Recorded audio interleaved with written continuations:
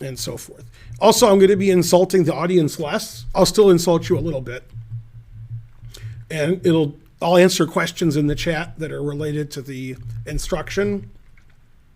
So today's lecture or class or stream is going to be focused on Sicilian games where I had the black pieces. 95% of my Sicilians I have black. I occasionally have white in the Sicilian, but I don't play E4 in tournaments very often. So even when I play E4, only like one game out of 5 is a Sicilian. People play French, Carol-Can, and Scandinavian, and E5 on move 1, so forth. And when I'm black, I mainly play the Sicilian against E4, although I do play other things. So in the 90s, when I was playing the Sicilian more than other openings, I found some games I played. Some of them you've seen, and some you haven't seen. And for some of you haven't seen any of them because you're not watching me 24 hours a day on the internet. Oh, Hype Train is close. That means I missed something. I want to thank people who donate. Dobragab, 100 centidues. Yay. Yeah, I am probably better at nonsense, but I've had enough of that. I'm pretty good at instructing and talking about my games and openings I play and other people's games if I know them. Enzian Hero, 200 centidues. Hooray. The train is incoming. Thanks for the support. I'm not on Chess TV today, so there won't be a big crowd. But even if you miss some of my streams, they're all on YouTube, and the clips are on YouTube and so forth. Mainly and so forth. Okay, so my first game is, again, all these games are from the 90s. They were played between 1993, 1999, and they're in chronological order. So the first 3 are from 93, and then the last one's from 99. Thanks, Alarmec, for subscribing. Hello. I've never been to Chessable, so I don't know. Okay. So Sicilian. So this is Mike Skidmore. He's from a chess family. He was a player. Possibly he got to expert. I don't think so, but maybe. And his daughter, also a player expert, Jennifer Skidmore. And they've been integral in chess in Michigan for the last 40 years, organizing tournaments and being on the board of the Michigan Chess Association, so forth. So this was played in 93. So all these games were played when I was pretty good. I would say between 93 to 99 was pretty much my peak chess years as far as strength. I was still okay in the early 2000s, I guess. But 93 to 99, I was pretty good. And this guy's an A player. He's like 1800 or something. Okay, and he played bishop b5.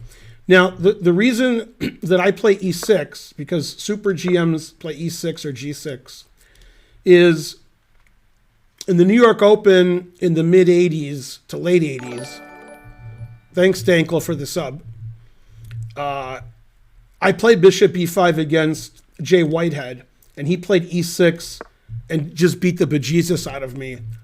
And I wasn't playing the Sicilian with black at that point. So when I started playing the Sicilian, since I got crushed so badly by e6 when I was white, I decided to play it as black. Okay, so they can take or play knight c3 or play d4 or castle. I faced all of those. He castled. Knight ge7. d3 is not really a move that I know.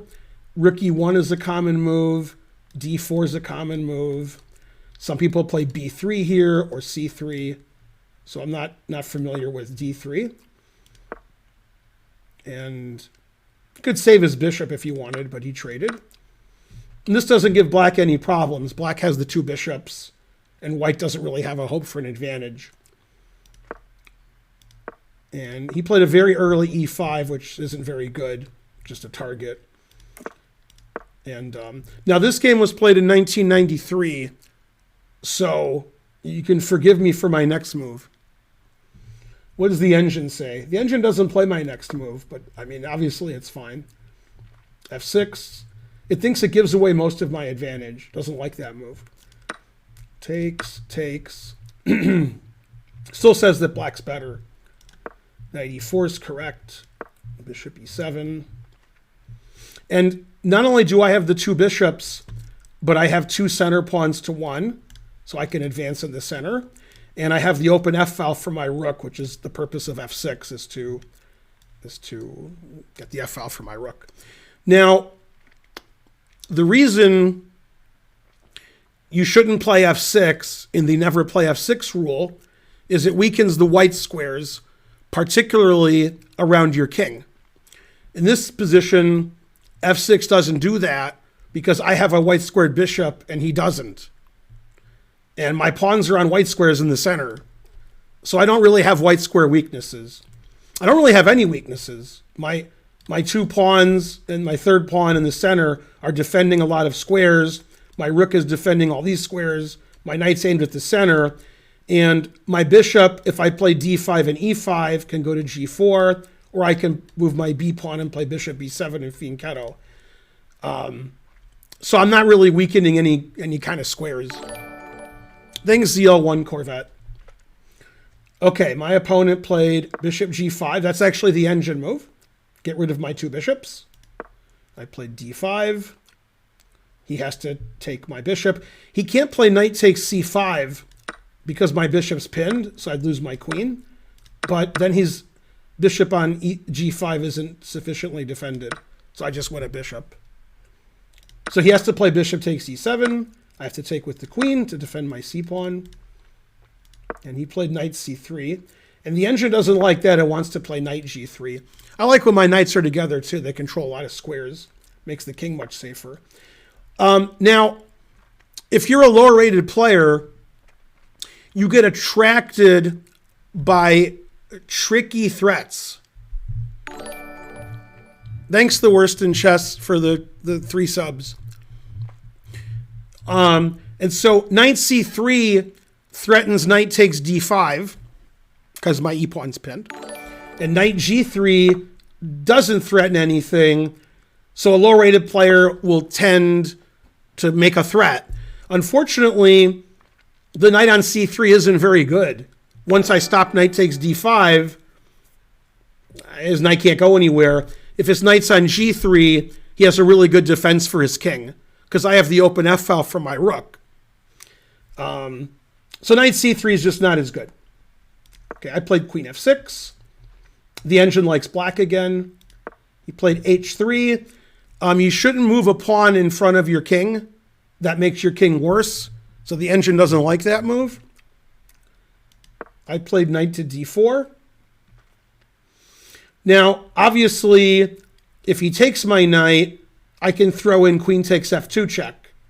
If he doesn't take my knight, then I'm attacking f3 a lot. So I'm going to win a pawn and ruin his pawn structure. So he only has one move, rook e3. And he played rook e3. Engine agrees. Okay? And I played bishop d7, get my bishop out, get my rook out.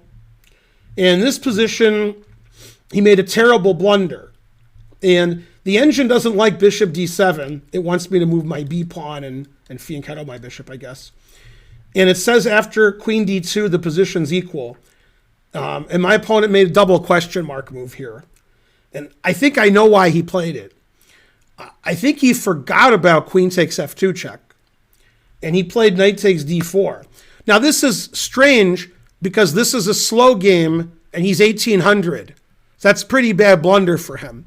And I think what he was thinking, like in his mind, was, oh no, this wins a piece. Haha, I tricked you, rook f3.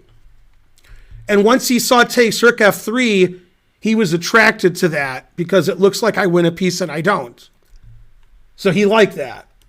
That's what I think was happening in his mind. He just forgot about queen takes f2 check. Zwischenzug. And then I can take the rook. I'm up the exchange and a pawn. The game is basically over, but there was a nice tactic at the end too. Played knight f3, saving his knight. I played bishop c6. And he made a further blunder, although it doesn't really matter here. Played queen d2, and then his queen is defended by his knight. So I have a relatively simple tactic, which I'm sure most of you can find. I'll give you guys a few seconds.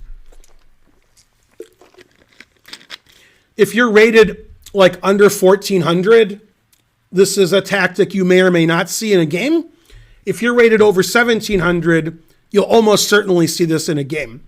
If it's a puzzle and the position pops up, then you'll be like, oh, okay, because it's a puzzle, so you look for some kind of tactic. Anyway, the answer, which I'm sure most of you got, is rook takes f3, winning another piece. So now he doesn't have any pieces left, so he resigned because he's down a rook. And a pawn, but I don't think the pawn matters very much. Might matter a little. So that game, my opponent was outplayed in the opening and middle game, and I got a nice position. Then I let him back in the game by not pressing correctly, and then he made 2 tactical blunders. And the ebb and the flow of the game, where you go up and down in like plus 0.4, equal, minus 0.2, plus 0.3, and the engine says, you guys don't play so good. You guys aren't Magnus Carlsen. You guys, white's better, black's better, it's equal, it's random. In those kinds of games, the person who wins doesn't make any blunders, and the person who loses makes 1 or 2 blunders, and occasionally more. But after you've blundered twice, it's really hard to blunder again because you're so lost. So you go from incredibly lost to very incredibly lost. And so that's what happened. I didn't make any blunders. I just didn't play accurately. And he didn't play accurately. So with the white pieces, he never was better. He was equal or worse. And then he made these tactical mistakes when he was under some pressure. But it's important to note when your opponent plays f6, when you have a pawn on e5, and those pawns get traded, black has this open f-file for the rook, which is something I quite like. And one of the reasons I play this variation against the Sicilian, the Moscow or Rossolimo, I don't know. I know that bishop b5 check after d6 and bishop b5 after knight c6, one's the Rossolimo and one's the Moscow, but I have no idea which one. Like after d6, bishop b5, that's called something, and knight c6, bishop b5 is called something else. But I don't know which is which. One's the Moscow, one's the Rossolimo. And sometimes they can transpose. Like I could play d6 here. Yeah, Moscow has d6. Let's see, in 1992 this game was played in 93 though. What, was Magnus alive?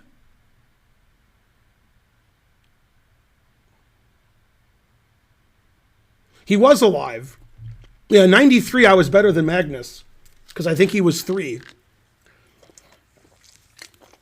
But it was close.